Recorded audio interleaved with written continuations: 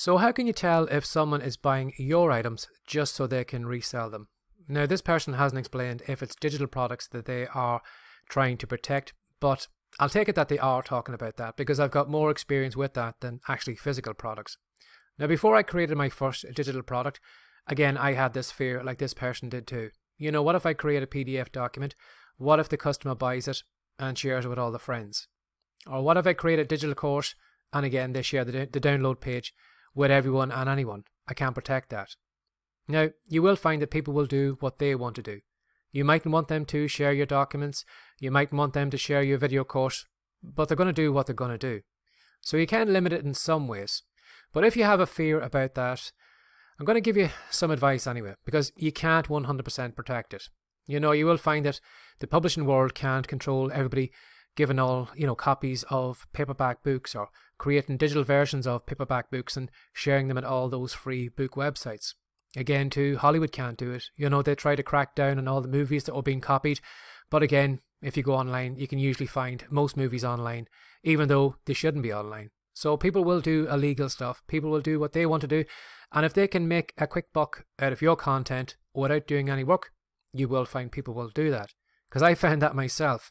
You know, bad enough that somebody was selling, or giving away a PDF document of my product or giving away a copy of my video course.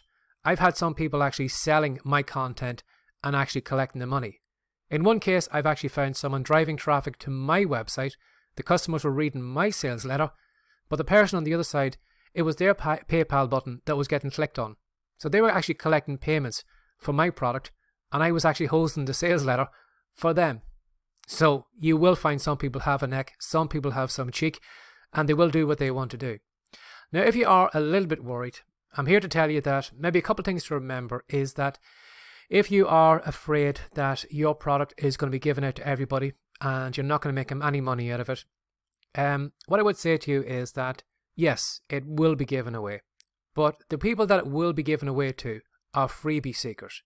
You will find the people that get those free PDF documents. They're the people that download all the free content, put it on the hard drive, and never actually read it, never take action on it.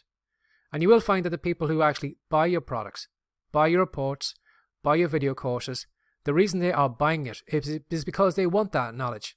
And those people who actually pay for that content will actually put it into action. They'll actually get results from it. So the people over here who are doing it for free, they will never take any action on that content because they're always looking for so many free things. They're always distracted by downloading free PDFs here and a free video course here and a free this and a free that they're never actually taking any action on any of it because there's so much content that they're actually grabbing onto. Whereas the person who's actually paying for your content is going to pay attention to it. Again, too, if you are maybe trying to see if maybe your content is being stolen, what you could do is maybe possibly, if you are giving away your content in maybe a document, a PDF document, you could probably maybe password protect it. That might be a little bit of a headache down the line when people are maybe losing their passwords and they're constantly emailing you looking for a new password to open up that PDF document. But if you want to go down that route, that could be one way of doing it. Another thing I would recommend too is if you have a hosting package, if you can actually get into the background into the web stats, what I would recommend is keep an eye on the download pages. See how much traffic is actually going to the download page. You know, if you have a download page with your PDF document on it, and for example, maybe you had made 100 sales, well then really there should only be 100 people who should go to that page. Now you might find people might go back maybe a second time because maybe they've lost that PDF document. So you might find maybe more than 100 people have visited that page. But if you find that when you look at that page and suddenly you find out maybe there's 1,000 people have been to that page or 10,000 people have been to that page, well, that is when the alarm bells should ring. That means that somebody's actually given that download page away and they are just giving access to everyone to head over to that page and download it. Now again, possibly what you could do is maybe lock down that download page with some kind of password protection. But again, too, that could get a little bit complicated and might give you a lot of work to do in the future when people are losing the passwords and coming back to you to get back into that page again. So what I have done in my own case, because I know I can't control the content when it's out there, it's just going to go everywhere and there's nothing I can do about it. So as you can probably see here, I always kind of write my domain name on my content. So if it ever is robbed or if it ever is taken anywhere else, it's got my stamp over it. Again too, if you are putting some maybe hyperlinks in that content, I would make sure that maybe some of those are maybe affiliate links.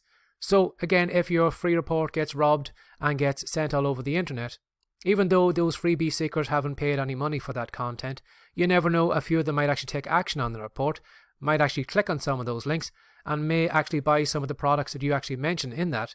Some of those could be maybe somebody else's products, or again, you could be sending that traffic back to your own site, maybe to your own digital products or courses, so you can actually make money from those people even though they've never been to your site. So always make sure when you're putting content out there that you put your stamp all over it. Always have a working link to your domain name. Always have links to maybe products that, again, if the product does get stolen, at least you can make money from it. And you will find that sometimes having your content robbed and stolen, while it can be a pain and when it can really kind of break your heart sometimes, you will find that sometimes that could actually maybe get your name in front of people who might have never known about you, never heard about you.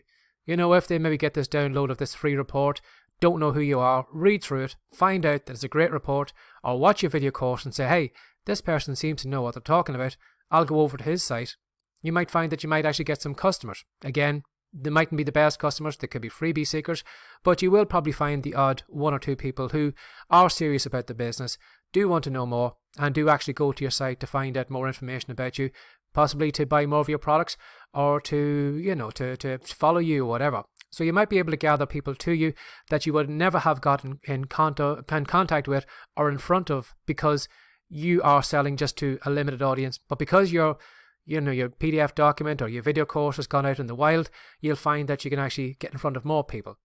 So think about that. Think about putting your stamp on it, your domain name, your name personally as well too, and picture of you, and give as many hyperlinks back to your site in case that does happen. But as I said, there's not really much you can do other than maybe password protecting. I'm sure there probably are some some WordPress plugins or maybe some shopping cart have these security devices that you can actually do some of that. But sometimes it can get complicated, not just for you but also for the customer as well, and sometimes keeping it simple is the best choice. But as I said, if you find that you're not too sure, have a look at the download pages on your website or your blog or whatever you are giving your content on, and have a look at how much traffic is actually visiting that. And if the traffic is far more than the amount of sales that you have made, well, then you can guarantee that somebody is actually sharing your content and giving it to everyone out there. But as I said, it's really hard to protect it, and people are going to do what they want to do. And if they can make a buck off you without actually doing any work, you can be certain that they will do it. Have a lovely day. Bye-bye.